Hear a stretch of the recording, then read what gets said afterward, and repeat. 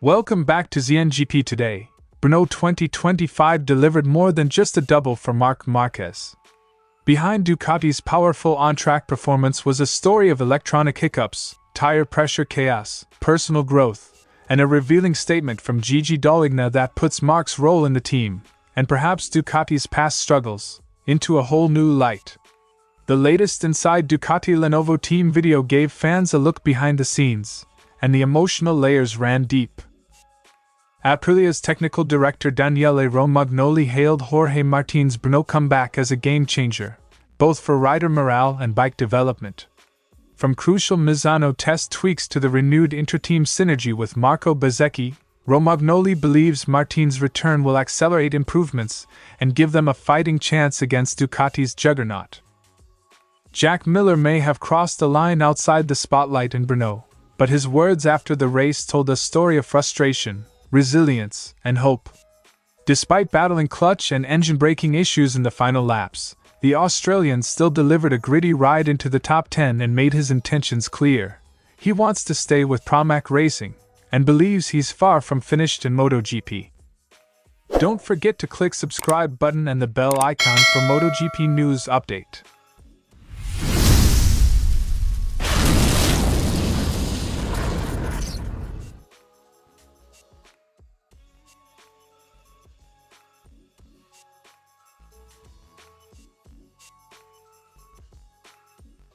Friday in Brno started in familiar MotoGP fashion, unpredictable rain and unpredictable performance. Pecco Bagnaia arrived in good spirits, cautiously optimistic. But once the wheels hit the track, things went sideways. Grip was limited, and Bagnaia never looked fully settled. On the other side of the garage, Marc Márquez, despite topping early sessions, flagged issues from the first laps. "I put it in second gear and I have no power, no alarms," he told his crew. That quote, in many ways, set the tone for the weekend. Ducati had speed, but gremlins lurked in the systems. Saturday's qualifying session brought both drama and delight.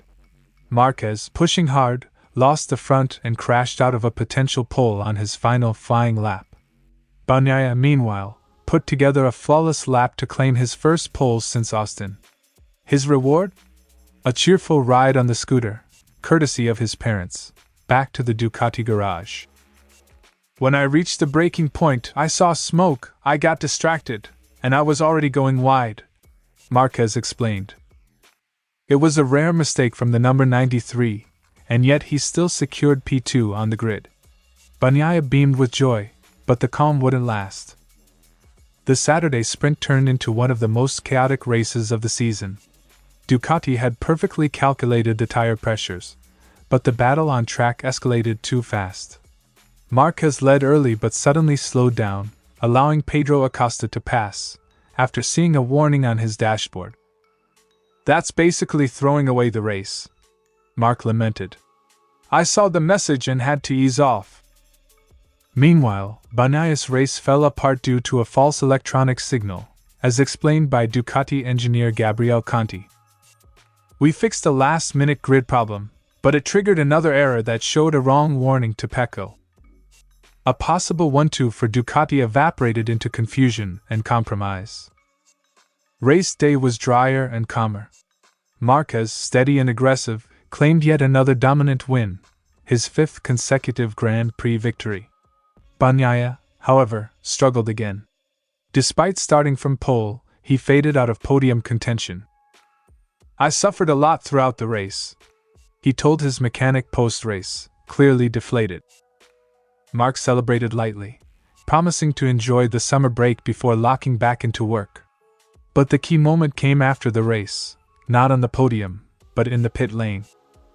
Gigi Dall'Igna, usually composed, gave Marquez a long, heartfelt embrace and whispered, "I already knew that, but now I understand much better why it was so hard for us to win championships."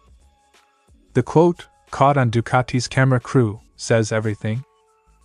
It's becoming clear that Marc Márquez is not just racing a Ducati, he's redefining what it can do. Dall'Igna's statement likely reflects not only Marc's current dominance, but also the frustration Ducati felt during seasons when no rider could tame the Desmosedici consistently. Marquez, fearless to a fault, has turned those past weaknesses into triumphs. While his GP25 still isn't easy to set up, as even Marc admits, his sheer talent overcomes its flaws. With a 120-point lead heading into the summer break, and 5 wins in a row, 2025 looks increasingly like a coronation season for number 93. But behind the champagne and trophies is a quieter story, one of a team finally understanding why their old battles felt so hard, and how one rider might be the key they were missing all along.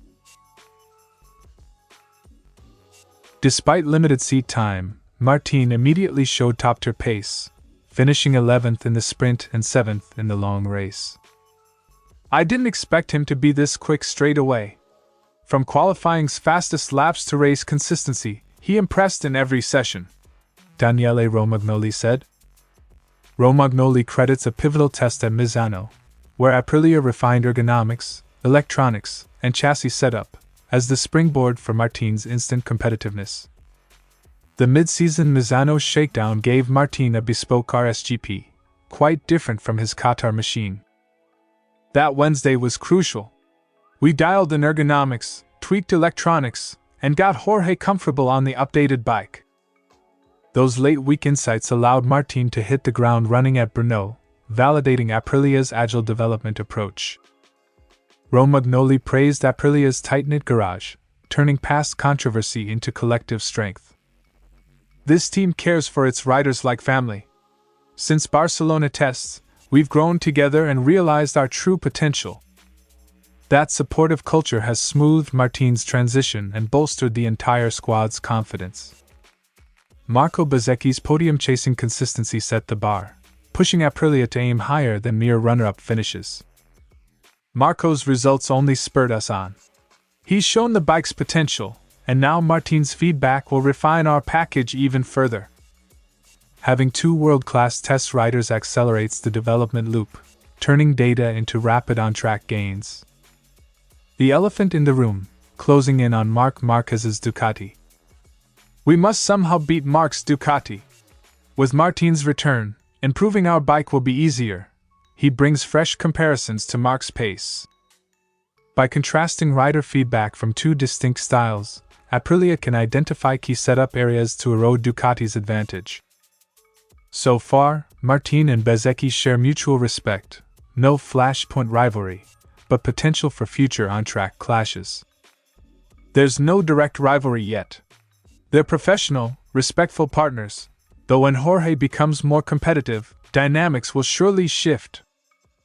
That balance of cooperation and competition fosters both harmony and high performance within Aprilia's garage. Romagnoli stressed the steep learning curve. Mastering chassis, aerodynamics, suspension, and electronics takes time. You don't just jump on and set up the bike.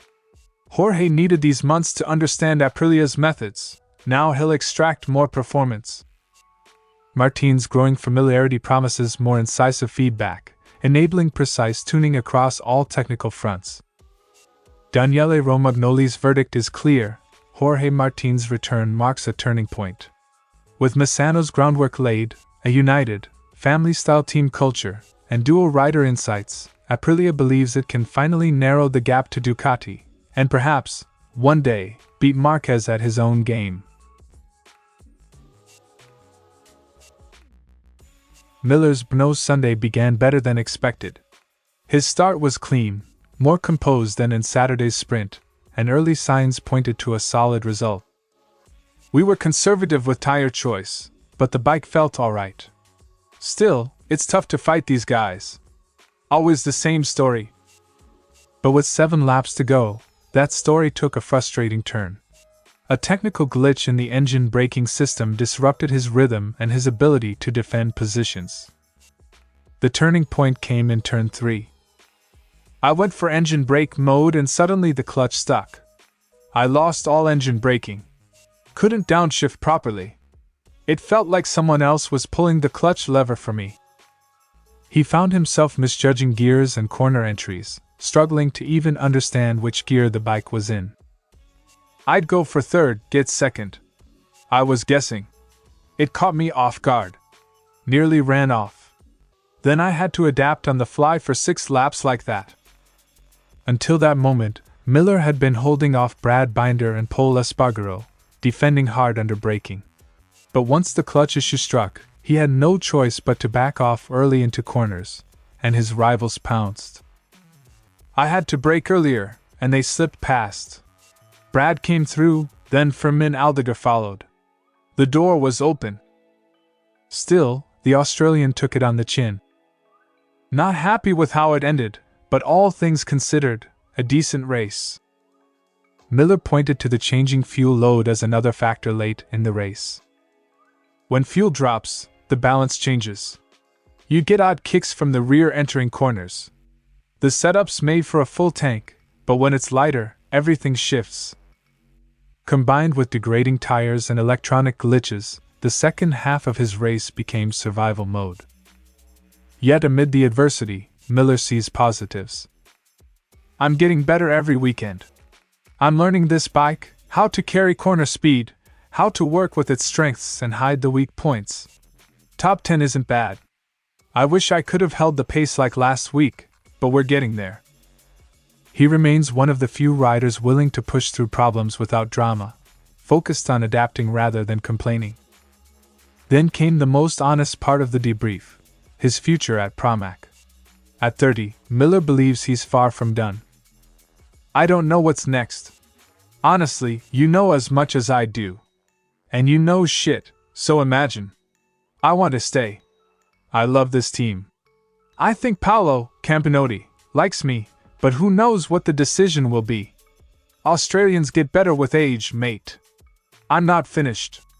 I have more to give.